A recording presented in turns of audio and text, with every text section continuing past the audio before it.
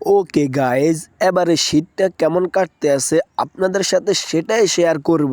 আর আমি যে জায়গা আছি এখানে নারী পুরুষ সবাই একসাথে কাজ করে। আজকে হয়তো শীত বেশির কারণে তারা কাজ করতে পারতেছে না, তাই তারা আগুন জ্বালিয়ে হাত পা গরম করতে আছে। হয়তোবা তারা আজকে কাজ করবে কিনা সেটা আমি জানি না, তবে হ্যাঁ, এখন এখানে অনেক কুয়াশা পড়তে আছে, যার কারণে আজকে প্রচুর পরিমাণ শীত পড়তে আছে। দেখুন, তারা সবাই এক জায়গায় কাজ করতে এসে এখানে আগুন জ্বালিয়ে হাত পা গরম করতে। কুয়াশার পরিমাণ যদি আপনাদেরকে দেখায়, দেখুন আজকে এই জমিনের পাশে বা গাছ গাছারি কিছু দেখা যাইতে আছে না।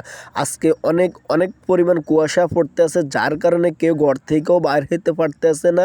তাই আমরা এখানে আসছিলাম যে তাদের কি অবস্থা, তাদের নিয়মিত আমরা খেয়াল রাখি এবং তাদের দেখার পাশাপাশি আমরা ভিডিওটা করতে আসি অনেক কষ্ট করে। যদি ভালো লাগে আপনারা ভিডিওটা লাইক কমেন্ট শেয়ার করবেন, মতামত জানাবেন। দেখুন, এক বোন তার বাচ্চাকে নিয়েও কাজ করতে আসছে। আসলে গরিবের ঘরে জন্ম নিলে তারাই তাদের পেট চলাইতে হয়, হয়তোবা তাদের স্বামী তাদেরকে ছেড়ে গেছে কিংবা স্বামীর সংসার করতে পারতেছে না, যার কারণে তারা নিজের পেট নিজে চলাতে এখানে কাজ করতে আসে। দেখুন, এখানে অনেক বয়স্ক মহিলারাও কাজ করতে আসছে। তারা আজকে শীত বেশি পড়ার কারণে কাজ করতে পারতেছে না। আপনাদের কাছে অনুরোধ, তাদের জন্য হইলো ভিডিওটা লাইক কমেন্ট করবেন আর চ্যানেলটি সাবস্ক্রাইব করে পাশে থাকবেন। ফেসবুক পেজ হলে ফলো করে পাশে থাকবেন।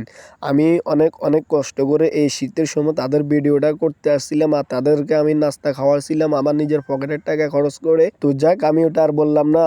আমার থেকেও অনেক বেশি শীত পড়তেছে, আর আমি লাল শালটা গায়ে দিয়ে আসছিলাম, যার কারণে আমিও আমাকে একটু ভিডিওতে নেওয়ার চেষ্টা করছিলাম। তো চলুন, এইভাবে হলো আমাদের এই জীবন কাহিনী। আর দেখুন, উনি আসছিল যে ভাই রিকোয়েস্ট করছিল যে একটু তাকে নেওয়ার জন্য, তাই একটু নিলাম।